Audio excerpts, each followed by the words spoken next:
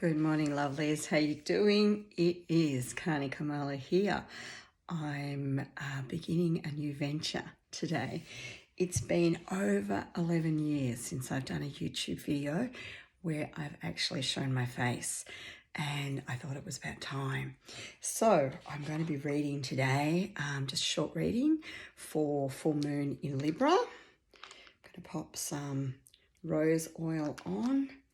Some beautiful doTERRA rose oil to begin with, because Libra is all about the love, all about the love, all about relationships, very Venusian energy. I am a Libran, disclaimer. We are romantic, charming, great listeners, very fair, incredibly idealistic, and really understanding. We yearn for harmony in all things and will often compromise our own well-being in the process. One challenge with Librans though, because we are an air sign, we can get into our head such a lot, and there is a propensity, because we spend a lot of time in the fantasy world and we really enjoy being there, that we can sometimes create stories in our own head, or, oh, look at that beautiful smoke, cleansing, or tap into any of the old stories in our programming, any of our old belief systems really easily, and then get ourselves a bit tangled up in the mess. So yeah, a bit of a challenge there for we Librans if we haven't looked at either healing that unconscious programming from childhood, or we are trapped in some shadow work there. Okay, so today I thought I would just do a very quick read. We're going to have a look at the overriding energy, and then I'm just going to draw 4 cards. One will be the issue, the next will be what is needed, the third will be the greatest way to achieve what is needed, and the fourth will be the final outcome if we manage to work that energy. All right, let's have a look and see what we've got. Okay, this one is separate. So this one is what we're actually looking at from a love point of view. I'm using a beautiful deck, Universal Love Deck. Doesn't actually tell me who it's by. Got a feeling it's Tony Carmine Salerno. Yes, it is, because I love their pictures. Absolutely adore them. Alrighty, let's have a look at what the overriding energy is. Okay, what do we need to know at this time? Whoa, here we go. There's one. I'm going to draw 3 for that. Okay, you can see my beautiful full moon painting of the dancing goddess behind me. That was painted by my dear friend Dorothy Essex. Oh. Okay, let us see what we have coming up energetically. Alrighty, first card, this is the overriding energy. This isn't going into the 4 cards that I spoke about. So we've got something coming up around an answered prayer. There is something that you're throwing out into the universe at this time. It involves the need for a surrender to the divine and a giving over in trust and faith that if you surrender this, it's going to come your way. You know, and that's how attraction works anyway. When we've got attachment to the attraction, we are far less likely to create what it is that we want in our life than if we actually surrender in the process, with the knowledge and awareness that it's a done deal already. You know, that faith that we pop out there, that trust that we pop out there, is an energetic residue that is then, you know, mirrored by the universe. The universe says, oh, you believe this is going to happen? Let's throw it your way. So that's the first card as an overrider. Answered prayer. Second one that fell was blessings. Interestingly, again, blessings from the divine. Okay, beautiful picture of Mother Mary there, shining her silvery white light down. Interestingly, we've got the full moon, the aura that's around her head looks very much like a full moon as well. So a bit of synchronicity going on there. And that trust, the energy around this is all about, it's a very emotional energy. It's a very watery energy, but there's a lot of midnight blue in that. Midnight blue is the colour of trusting in our own essence. It's the authentic state of being. It's our soul connectedness, knowing that what we're putting out there, because it's a deep, true wish that's for our highest good, it's going to be rewarded. So blessings from the divine don't always come in the way that we anticipate they will, but they do come. They come for our highest good. Okay, then we've got the Guardian card. The Guardian card is the card of knowing that you are being watched over and everything will turn out for the highest good of all. So it's the card of knowing that you're safe, knowing that you're secure, knowing that, Spirit has your back. It's not the card of being scared of the shadows. Now, of course, the interesting thing about this energy, full moon energy, is about stepping into the truth of our being, but also having a look at what the blocks are that are stopping us from getting there. What are the things that are in our way? What are the obstacles? What are the issues that we have to move through?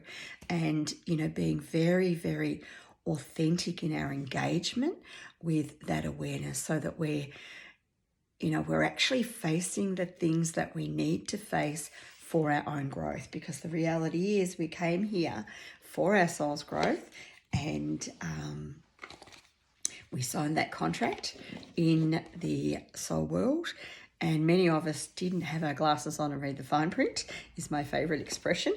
But, we came here to elevate, and so many of us get caught in this realm, on the earth plane, in our own stuff, and in trying to navigate the challenges of that programming that, keep us trapped in old thoughts and old beliefs. So I also work as a complex trauma therapist. I'm a star practitioner, transpersonal counsellor, and so some of the information that I'll bring through today is likely to be in sync with that energy that I work in so well. Okay, let's have a look at what the potential issue might be coming up for many of us around this full moon in Libra. That is all about relationships, balance, harmony, peace, unity, being in the energy for the greater good of all, being very aware at the same time that you have to watch your own capacity to be self-sacrificial, because that is one of the challenges that Librans can face. Oh, okay. So we have actually pulled 4 cards in one, which is kind of interesting. That doesn't normally happen. Okay, first card is the Love card. Now, traditionally in tarot, this card is the card of decision making. If you have a look at this card, it's a perfect balance between the divine masculine and the divine feminine. Perfect balance going on there. There is growth that is at the cornerstone, the central being of this unity, of this connection. This can mean a literal connection, so stepping into a heightened awareness of a deeper, more authentic connection with partnership or in relationship, but it can also be a deeper, more authentic connection with yourself. Where the focus is growth, where the focus is how can we bring both parts of ourself, the divine masculine and the divine feminine, and where can we integrate those two for our highest growth potential to bring about our own empowerment and our own self-realization. It can either be that, or it can be two people looking at the situation and saying, we're seeing things kind of differently. Where can we reach a compromise? Where can we come to an understanding? What ground rules can we set in place that will make it easier for us to navigate the situation ahead of us. Ironically, I've got exactly that situation going on with a family member at the moment. And that's the conversation I have to have. The interesting thing about this card is right at that center between those two people, there's a lot of golden light energy. Now, yellow, of course, is the color of the solar plexus, and the solar plexus is where we trust our intuition, stand in the truth of who we are, know that we're powerful, know that we don't have to give up our power to keep someone else happy, that we can stand solid in our awareness of who we are with boundaries, but that we can also see another person's perspective at the same time. So it doesn't mean digging your heels in the ground and putting the earmuffs on and not being able to hear what's going on.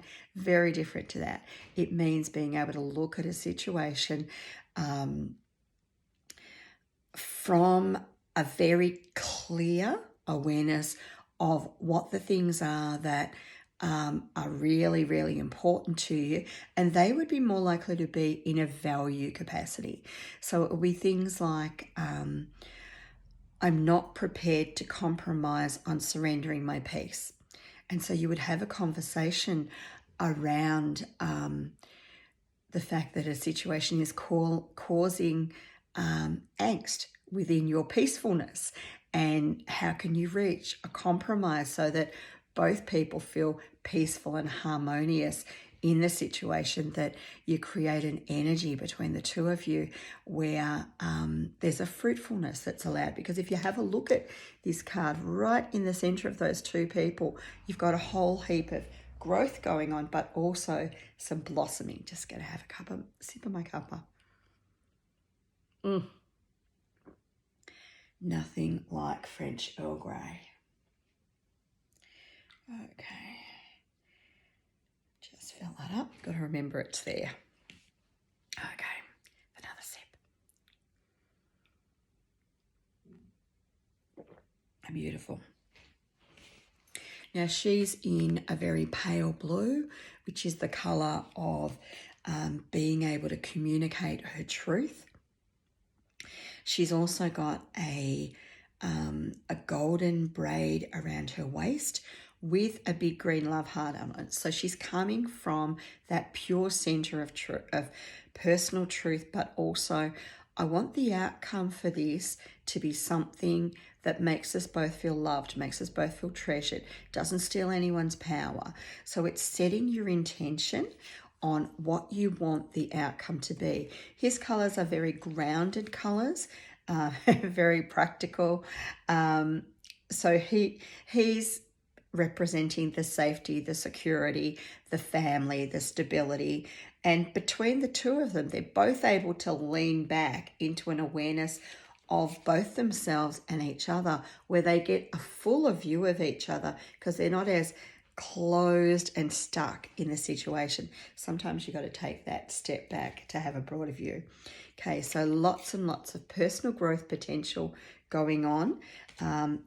If you come at the situation from your highest awareness of wanting the best outcome for all, of wanting a harmonious relationship, of wanting a restoration of peace. Okay. Next card. That was what the issue is. Next card, what is needed. And we have the crown chakra. The crown chakra is about trusting in the divine. And it's about, interesting, we had that come up beforehand, surrendering situations that feel difficult over to the higher powers that be, whatever it is that you work with, whether that be, I do a lot of work with the angels, whether that be the archangelic realm, whether that be God, Jesus, Buddha, Mary, Muhammad, whoever it is that you work with, whoever it is that your faith connects you to, that allows you to see a bigger picture beyond that which is represented, the shamans call the everyday walking reality, the greatest illusions of life. And they talk about our connection with spirit and the divine as being reality because it's got a purer essence to it. So this is, what is needed, looking at the situation from a higher viewpoint, looking at the situation from purity of being, looking at the situation from a royalty. What is the best outcome for everyone? It's very Libra. What's the greatest, what is in the greatest good of all, as opposed to what do I have to do to get my own way? Do I have to give a little bit? Am I being unreasonable in this situation? It's looking at yourself through the eyes of awareness as the witness, from that superconscious divine, and seeing things from a different perspective to create a different outcome. In Star, we would look at that as changing the storyline, recoding the storyline. You've got a story that's not working for you at the moment, and that story is rooted in some old beliefs in childhood. They might be beliefs like, I'm not seen, I'm not heard, I'm not valued, I'm not appreciated, I'm not accepted, I'm not loved. If that's the trajectory that we travel down in a conversation where we're trying to bring about a more balanced viewpoint, and we're holding on to a perspective that says, all of my needs aren't being met, because those are the thought patterns from our soul holes.